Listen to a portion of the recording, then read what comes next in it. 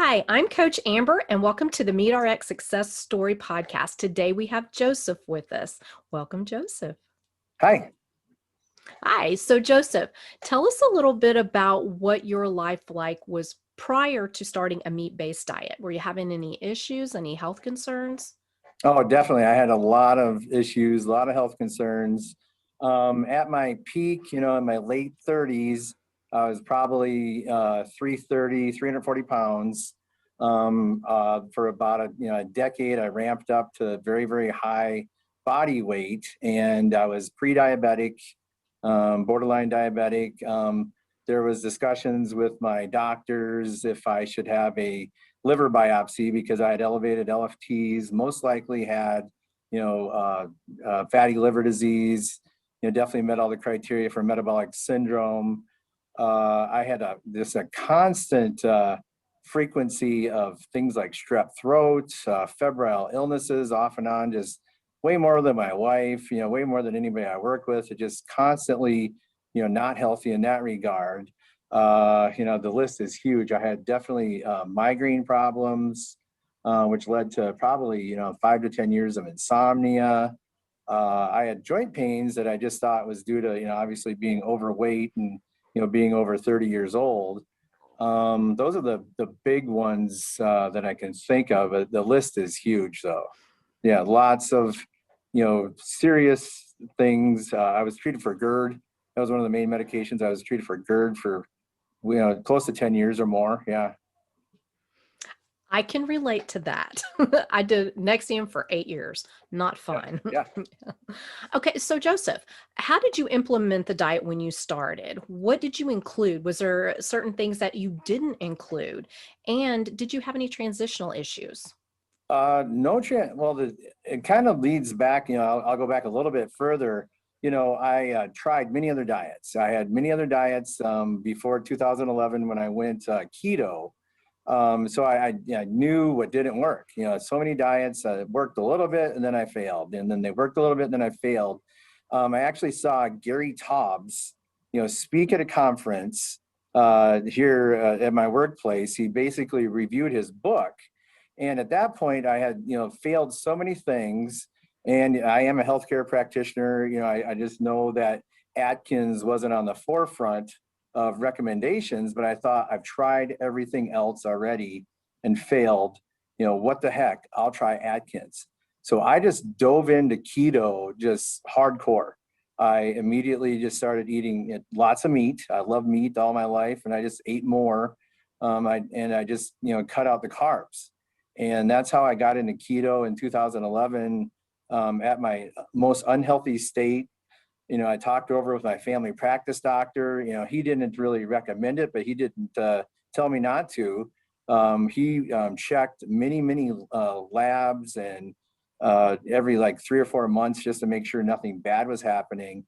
And almost instantly, I lost 10, 20 pounds a month on my first experience with keto. So, again, it was a lot of meat, a lot of high fat cheeses. I still had a glass of wine here and there. I cut out beer. I haven't drank beer for probably 10 years. And but I did still enjoy a glass of wine. And I truly went into the first few weeks thinking it would fail. I figured my blood test would come back bad per se, or something would go wrong and I'd get even sicker. But that never happened. The weight just flew off. And obviously initially it's water, but the thing that I should my wife noticed almost instantly is that I was still like 300 pounds. I lost 20, 30 pounds or more, and I just felt amazing. I moved faster, I slept better, and I was still 300 pounds, but just the fact of getting rid of those carbs initially, was the big thing. So I stopped. I was a big bread eater. I was a big sweet tooth, all that stuff. I just stopped and just dove into, mostly beef, lots of fish, lots of chicken, lots of cheese.